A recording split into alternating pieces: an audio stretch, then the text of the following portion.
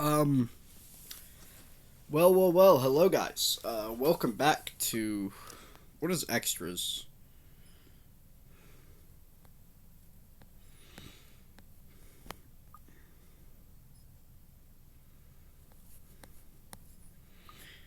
Achievements, credit. No, I don't want to see the credits. I don't want the credits. I give up the letter. Okay. Options.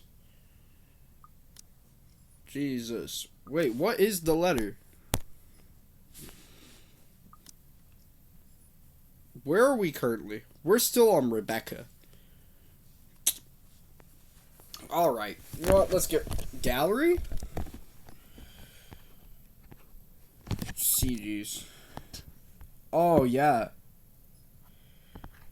Crap. Backgrounds. This is all the backgrounds we've gotten so far. Item sprites. Oh, there could have been more items that we could have found. Oh, we did not do too great in chapter 5, though.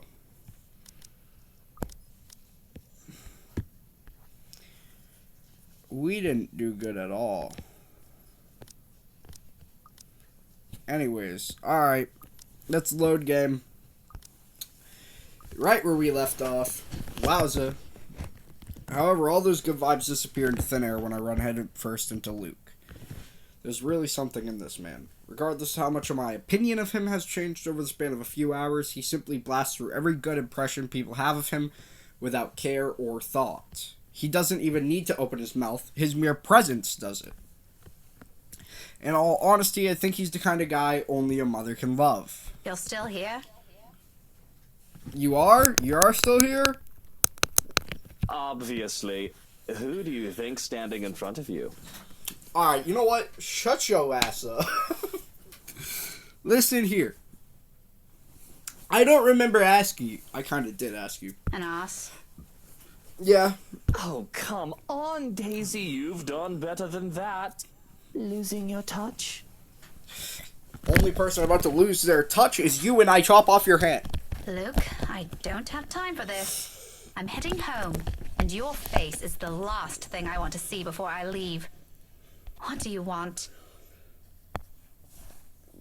Belatedly, I notice his hands, partly raised, almost poised for a knock.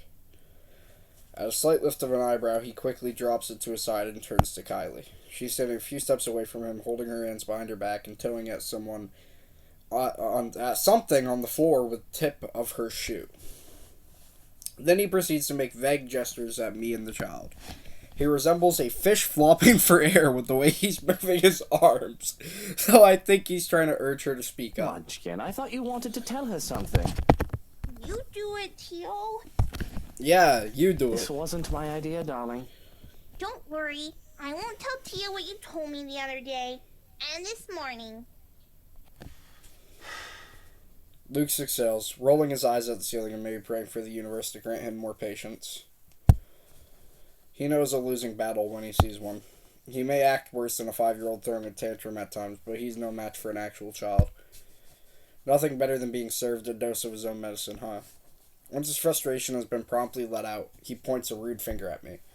I do my best to stare the offending digit down, but I can already hear the demand before it's even out of his lips. You, come with us. What makes you think I will?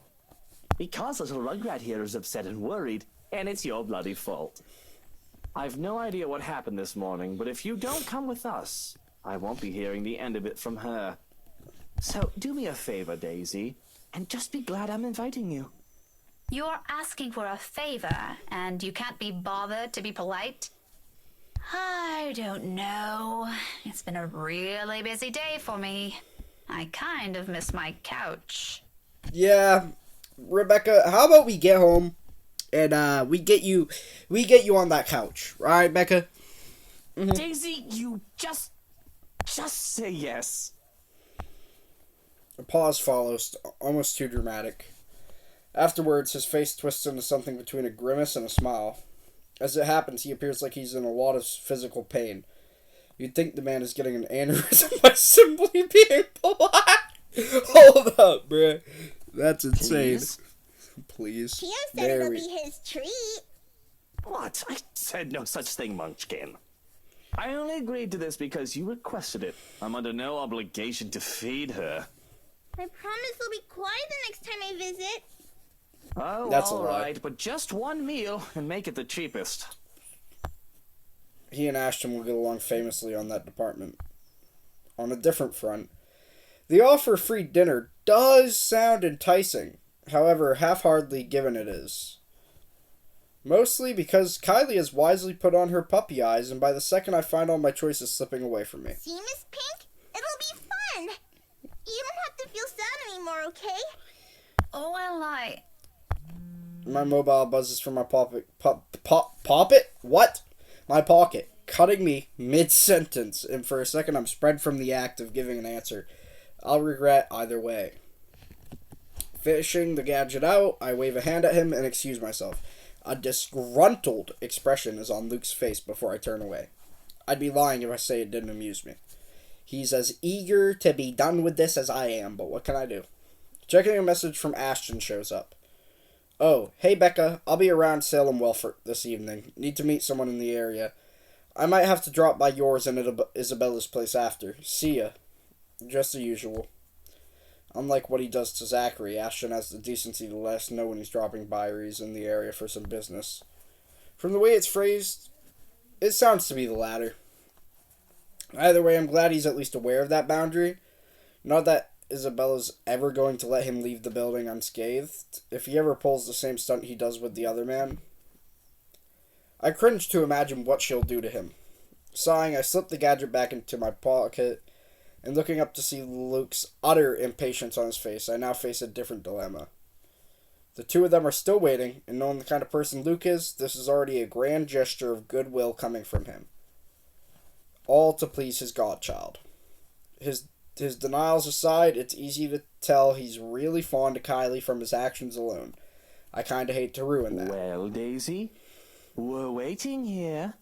Alright, Luke, shut up. You know, you just ruined the whole dialogue. You ruined everything. You ruined my commentary by reading my everything. On the other hand, there's Ash. The message doesn't exactly imply he's going to wait, or he's expecting me to be there, but there are matters I hope to discuss with him in person, to put it simply. Housewarming party manners. With inviting Isabella out of the question, I only have Zachary and Ashton.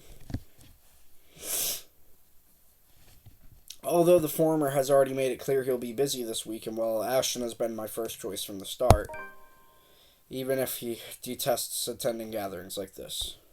It's company that counts. We can be miserable together. But that's the problem, isn't it? He hates him, and it's really likely his answer will be a flat no.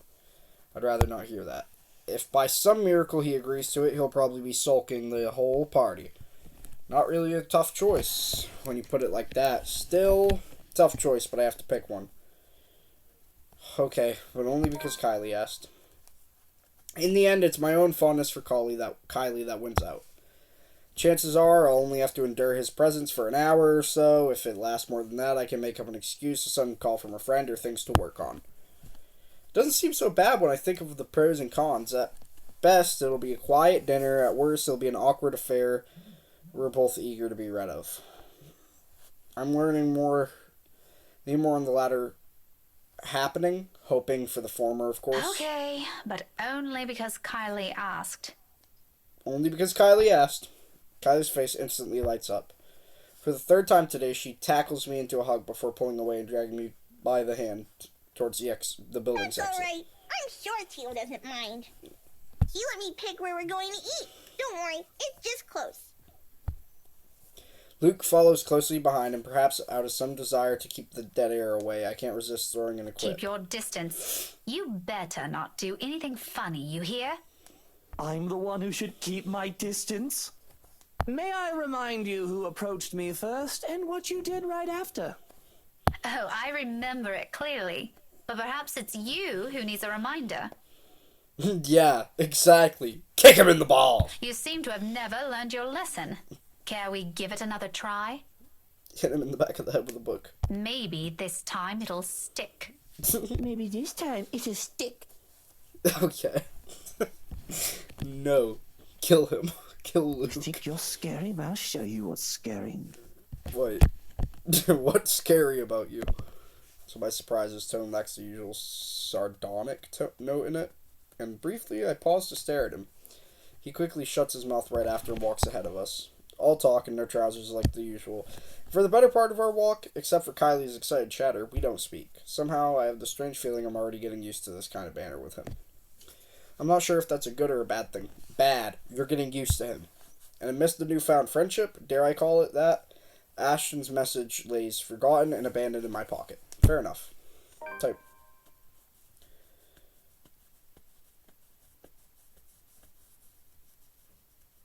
Of all the places nearest to the school, Kylie picks this one. And waiting for food to be served is as awkward as I've imagined it would be. Not the bad sort, though. The pleasant kind. Surprisingly, Luke's an okay bloke when he tries.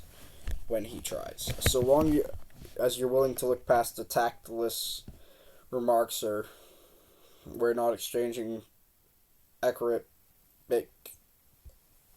quips. It's clear he's making an effort for this to be as fun as possible for the 6-year-old by being chattier, even going as far as to laugh when Kylie's story calls for it. It's an interesting thing to hear from the man. More than once I catch his frequent cheesed-off expression easing whenever he looks at the girl. And your friend? Did you make up with her? Yep. She said she just saw something she didn't like. She didn't accept the jellies, though. She told me to give it to you instead. She knows you like the red ones, too. Very well. Hand it to me later. I'll bring some of them home. I think your Tia would love to have some. There we go. What a terrible liar. Yeah, he is a terrible liar. Anyways, guys, this is where we're going to end this video off here on the letter. Let me just do my thing as always. Save. Boom. Make sure I saved it. Quit. Yes. Load game. Boom. Alright, guys, that will be it for the letter today. I hope you all enjoyed. And I will see you all next time. Bye-bye.